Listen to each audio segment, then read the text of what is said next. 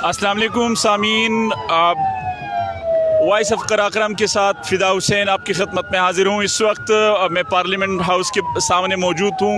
ये सईद यूसुफ रज़ा गिलानी जो Pakistan peoples party के उम्मीदवार थे सेनेट के लिए, इनके जीत के साथ ही यहाँ पे जो पार्लियामेंट के बाहर जश्न का समात है और इसके साथ साथ कुछ लोगों से हमारी बात हुई है तो उन्होंने इसको जमहूरियत की फ़तह करार दिया है।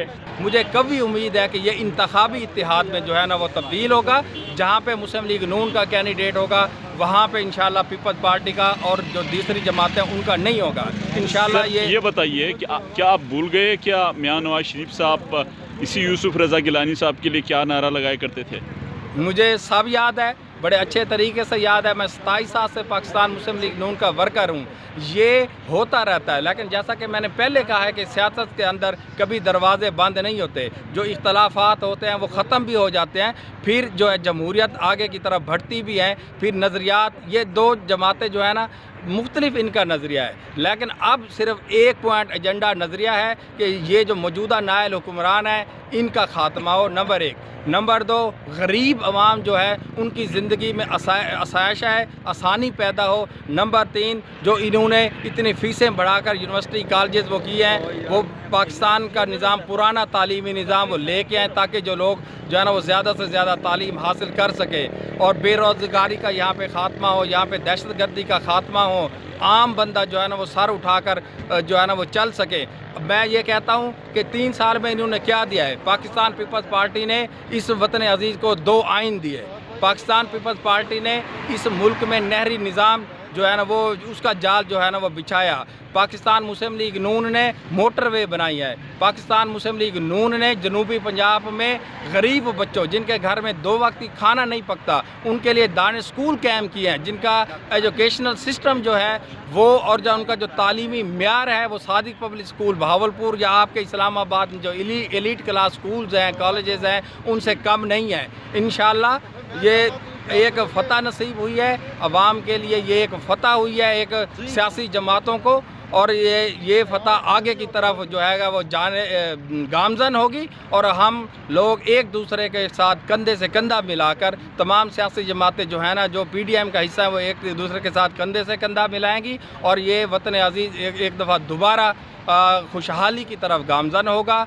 मखदूम सैयद यूसुफ रज़ा गिलानी साहब सेनेट के चेयरमैन होंगे और इंशाल्लाह बहुत जल्द ये जो मौजूदा हुक्मरान है इनका बोरिया बिस्तर गोल हो जाएगा और एक दफ़ा फिर अवाम के वोटों से आए हुए लोगों की हुक्मरानियत होगी, जमहूरियत बहाल होगी, पूरे मुल्क पर एक बेहतरीन तरीके के जानिब पड़ेगा।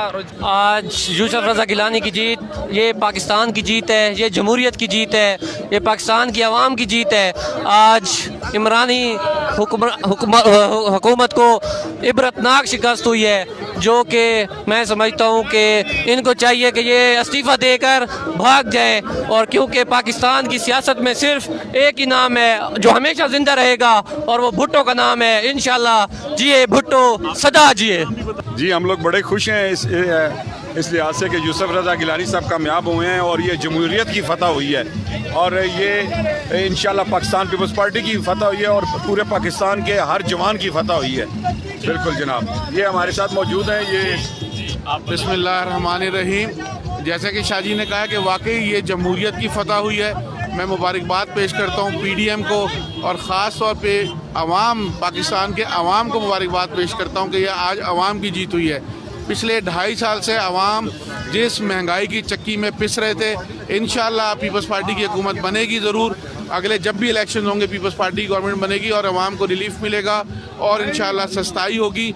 और इस रिज़ल्ट ने यह भी बता दिया है कि सिर्फ अवाम नहीं, सब लोग अब पीपल्स पार्टी के साथ हैं और सब लोग अब PTI से छुटकारा पाते हैं। अनएक्सपेक्टेड नतीजा था, चूँकि हुकूमत की जानिब से बार बार ये कहा जा रहा था कि जो हमारे पास अक्सरियत है 180 वोटों की, और वो 180 वोट जीतने वाली उम्मीदवार फौजी अरशद को भी नहीं मिले।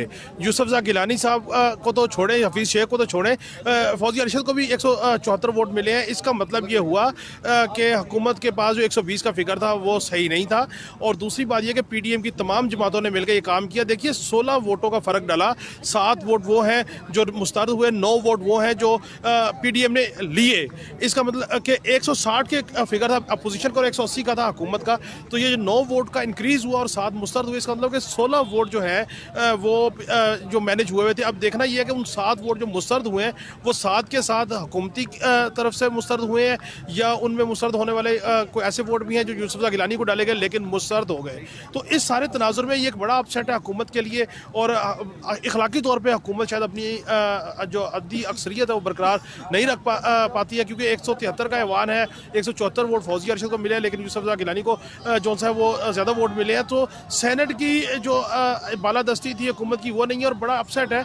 और मेरा ये ख्याल है कि अपोजिशन इसके बाद जो है ये तहरीक अदम एतमाद के पॉइंट ऑफ व्यू से कोशिश करेगी, क्योंकि नंबर जो है वो इतने क्लोज आ गए हैं कि अगर वो आज अदम एतमाद पे जाते हैं या इसको आगे लेके चलते हैं तो उसके ऊपर हुकूमत को घर भेजे जा सकता है। जी, तो आप समझते हैं कि इसी तरीके से जिस तरह पीडीएम को कामयाबी हुई है अदम एतमाद के लिए इसी तरह रास्ते हमवार हो चुके हैं? मेरा ये ख्याल है कि तहरीक अदम एतमाद के लिए या नए इलेक्शन के लिए ना ये पहला स्टेप होगा यूसुफ रज़ा गिलानी का आना। देखें, जो रिज़ल्ट आया है ये अनएक्सपेक्टेड तो ज़रूर है, लेकिन अगर उस वीडियो के तनाज़र में देखा जाए तो ये बहुत ज़्यादा अनएक्सपेक्टेड भी नहीं है। जी उन 4 लोगों पे क्या काम हो रहा था? ज़ाहिर है 4 लोगों पे काम नहीं हो रहा था, पूरे मुल्क में काम हो रहा था, MPs पे, MNAs पे, मुख्तलिफ लोगों पे काम हो रहा था।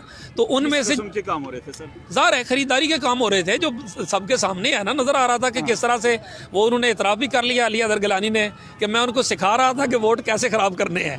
तो ज़ाहिर है जो जिनको सिखा रहे थे कि वोट कैसे ख़राब करने हैं तो उन्होंने तो वो तो पकड़ा गया एक आध केस, तो जिन बाकियों को सिखाए थे वो तो नहीं पकड़े गए। तो ज़ाहिर उन्होंने काम डाल दिया और वो मुस्तरद होने वाले वोटों को अगर गिने और फीसियत की जो हार है उसको गिने तो वो क्लियर हो जाता है केस। इसमें कौन सी बड़ी बात है? सबक पढ़ाने में कामयाब हो गए। ज़ाहिर है उस लिहाज से तो यही हुआ है ना। मैं ये समझती हूँ कि मैंने तो पहले कह दिया कि इंशाल्लाह ताला हम विन करेंगे, क्योंकि आपको पता है कि अवाम बिल्कुल बुखला चुकी थी, बहुत दुखी हो चुकी थी, जिनका मुंह से एक निवाला भी निकल गया था। चोरी इनकी जो थे आटा चोर, चीनी चोर, मतलब है इन्होंने गैस पेट्रोल महंगाई की इंतहा कर दी थी। तो उससे तंग आकर ये जो पीडीएम की आज जीत है ये पूरी पीडीएम की जीत है, ये एक पार्टी की जीत नहीं है। और इंशाल्लाह हम पहले से होपफुल थे और होपफुली मैं आज ये कहूँगी पाकिस्तान की आज जीत हुई है, हमारी आवाम की आज जीत हुई है। और ये दुख की आवाज़ जो गरीब की थी उसकी वजह से आज ये हमें बहुत बड़ी कामयाबी मिली और इंशाल्लाह पाकिस्तान बहुत तरक्की करेगा। और मियाँ नवाज शरीफ जिंदाबाद, मेरी आवाज़ तेरी आवाज़, मरियम नवाज। मेरा ख्याल है हमारी एक्सपेक्टेशंस के मुताबिक ही ये हुआ है, क्योंकि इस वक्त लोग जो महंगाई से तंग है ना आए हुए, उन्होंने जो इमरान खान के साथ थे वो लोग वो भी दूसरी तरफ से आ रहे हैं। तो ये तो ऐन तवक्को के मुताबिक था, यही होना था।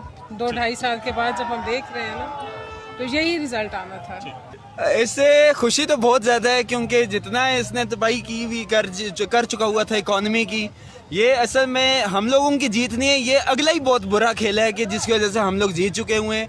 इसके अपने बंदे जो हैं अब वो देख रहे हैं कि ये कश्ती डूब रही है, वो खुद ही छलांगे मारना शुरू हो गए थे। अब ये फिर से होगा कि जी हॉर्स ट्रेडिंग शुरू हो चुकी हुई थी, इन्होंने खरीद लिया हुआ है, मगर वो अपना नहीं देखेगा कि जो उन्होंने पंजाब में वसीम अकरम लगाया हुआ है, वो वसीम अकरम 9 बॉल पे 9 बॉल करा रहा है, तो खिलाड़ी सारे तो बाहर जाएंगे ही और दूसरों को वोट देंगे ही। और आज इसका जो इलेक्शन हुआ है उसका जो रिजल्ट है आज सबके सामने है कि हम लोग जीत गए हैं और वो लोग हार चुके हुए हैं। अब वो जो मर्जी कहें। अनएक्सपेक्टेड इतना बड़ा जो हमें लग रहा था अपसेट, वो हम तवक्को तो नहीं थी, लेकिन अपोजिशन की जो पूरी पीडीएम की तमाम जमातें थी वो इकट्ठी थी और उनकी तरफ से यही लग रहा था कि उन्होंने कोशिश पूरी की और जरदारी साहब की जो हिकमत अमली थी वो आज कामयाब हुई है। वही हफीज़ शेख जिनसे पार्लियामेंटेरियन से जो मिलते नहीं थे, अब वही हफीज़ शेख रात 2 से 3 बजे तक लोगों को वोट मांगने जाते रहे, लेकिन आखिर का तमाम तरह हुकूमती सेटअप होने के बावजूद, तमाम सेटअप होने के बावजूद भी आज ये बड़ा सेटबैक हुआ है और आज हफीज़ शेख को शिकस्त और यूसुफ रज़ा गिलानी जो पीडीएम के मुतफ़िका तौर पे उम्मीदवार थे आज कामयाब हो गए। तो ये आप क्या समझते हैं कि क्या कोई अदम एतमाद की तरफ मामला जाता हुआ नज़र आ रहा है? सेनेट सबसे बड़ा ऐवान है, यहाँ से ही हमेशा जो ही चीज़ होती है वो तब्दीली की फ़िज़ा यहाँ से ही बनती है। अब आसिफ अली जरदारी की जो हिकमत अमली थी कि सेनेट के जो इलेक्शन है उसमें यूसुफ रज़ा गिलानी को आगे लाना, उसके बाद चेयरमैन सेनेट अपना लाना और उसके बाद कौमी असम्बली और वहाँ पे सियासी हलचल पैदा करना, तो वो ये उसी हिकमत अमली का नतीजा है। आज पहला जो झटका है हुकूमत को लगा है, इसके बाद आगे देखना ये होगा कि जो अपोजिशन की तमाम जमातें हैं किस हद तक मुतफ़िक रहती हैं और इसके बाद वो कैसे चलती हैं, फिर इमरान खान के लिए मज़ीद मुश्किल पैदा होगी। यासिर नज़र ये बताइए कि इसको अमूमन ये जहाँ से बात हुई है ये महंगाई से सिताई हुए उसका नतीजा करार दे रहे हैं, तो क्या इससे लोगों को कोई रिलीफ मिल सकता है आपकी नज़र में? सेनेट में कोई महंगाई का चैप्टर नहीं होता, ये एक अलग ही सेटअप है। यहाँ पे पैसों की बात भी होती है, दबाव भी होता है, प्रेशर भी होता है, और इन सारी चीज़ों को देखते हुए नतीजा निकलता है, और अपनी अपनी कोशिश भी होती है, सियासी लिंक भी होते हैं। ये सारी चीज़ें एक निचोड़ हैं। यहाँ पे महंगाई का कोई पब्लिक की तरफ वोट होता नहीं है, ये वोट होता है एक बड़े लेवल का। तो इसलिए इस महंगाई के बजाय यहाँ पे एक जो तब्दीली की फ़िज़ा होती है उसको देखते हुए सारा फैसला होता है। बात तो ये है कि खुशी तो पूरे मुल्क को करना चाहिए, पूरी कौम को। गिलानी साहब का मुंतखब होना ये गिलानी साहब के लिए नहीं है, बल्कि पूरी जमहूरियत के लिए, अपोजिशन के लिए, कौम के लिए, इदारों के लिए, सब के लिए अच्छा है। जो कि ऐसा एक इदारों के अंदर एक दूसरे पे अपोजिशन जब कह रहे थे कि इदारे मुदाखलत कर रहे हैं, सबसे पहली बात आज ये साबित हुआ कि इदारे का मुदाखलत का जो इल्ज़ाम था वो ख़त्म हो गया है। दूसरी बात रही हुकूमत की, जो कि हुकूमत के लिए भी ये एक बड़ा इम्तिहान था, जो गवर्नमेंट एक अदम एतमाद था, जिसमें गवर्नमेंट नाकाम हो गया है।